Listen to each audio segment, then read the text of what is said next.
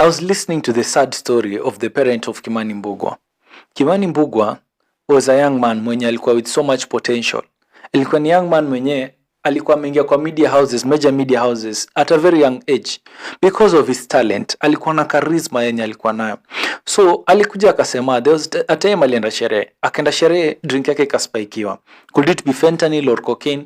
We'll never know. But sasa hiyo kuspike ika lead to a relapse ya ugonjwa yenye amekuwa nayo since birth, I presume. Hii ugonjwa ni ile ya bipolar disorder. So ikirelapse ni kama akili na ina shift. I mean, this life you need to be kinder than you are. You need to be better than you can be to people. Because people are battling so many things. So Kimani Mbugua, mambo ikachemka kabisa. Nikasikia akamit lady mwingine, o lady akampea vitu zenye hazisemeki. So ikakuwa worse for his situation. And I feel like the prominence yenye ingekuwa nayo sasa hii imekuwa shaded down to nothing. So ikabidi kama Oga Obinna ameingilia. Mzae aliomba permission kwa Oga Obinna ili amlete Obinna live ajieleze. So Kimani alipata huruma in front of the people. Watu wakasema let him go to rehab, I'll pay for him. Mike Sonko akaingilia and very many other guys. Wakasema we'll support this young man ili arudi back to his feet and get his journalism going on. Because he was very talented. So kufika huku kwa OC akaenda ni kama progress iko fiti, kuna kahop mahali. Obinna akaambiwa acha tumuite tena. So mzae akajamiwa na Kimani. Kimani anaambia mzae ufai kunianika, ufai kunipeleka Obinna live. Hizi story ni za chini ya maji. Acha kuongelea vitu zetu kwa media. So akamjamia while in Obinna live ana smile tu. But on the other side amejamia mzae. Jua mzae amemwanika na shida zake. So ikahappen ya kwamba Obinna akaambiwa ya kwamba Kimani doesn't even talk to me, he doesn't even answer my texts, he doesn't do anything. So Kimani akaachiwa, akaambiwa you'll have to go to rehab for the next 6 months. Akapelekwa Mombasa. So with the support of still leaders kama kina Mike Sonko na Obinna wakamwasema acha tumrudishe.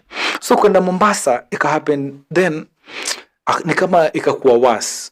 Kujidoubt, unaona bipolar is a way yenye hata wewe mwenyewe unajishuku. Like relapsing ina happen in a way yenye ina affect your mental system. So mental awareness is such a big deal in our country. We need to have better facilities for mental awareness. Because Kimani kufika huko, nasikia alikuwa anafanya maforex, anafanya shughuli zingine, anafanya journalism, anasoma vitabu. But when the time comes ya relapse, ni kama things get worse. So this time alikuwa na suicidal thoughts. Akasema, the father said in the CTV ya kwamba aliona akijishuka, akijeka na shuka, akijianika.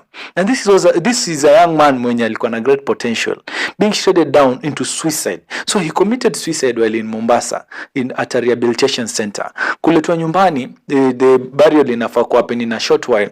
But looking at mental awareness, I swear you need to be more kinder than you are. Kwa sababu many people are battling very many things. I remember there was a friend of mine mwenye alikama akaniambia cheke mose, manze sahi na feel life haini bambi. Na feel tu yani vitu zimenianika cause nimekuwa nikilala nje, landlord ameifungia, sina do, mimi ni mwanaume, I have no one who can support me. So I was looking at it and I'm realizing ya kwamba we need to work with each other in this journey that we are in.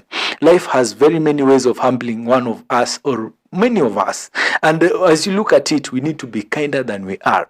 We need to be better with togetherness and unity ya kusupport. Kimani Mbugua yet the unity yenye watu walikuwa nao bado angemsaidia. So that means we even need to do more than we are doing. Others the same, usahau kulike na kufollow. Best podcast ever, Story na Mose.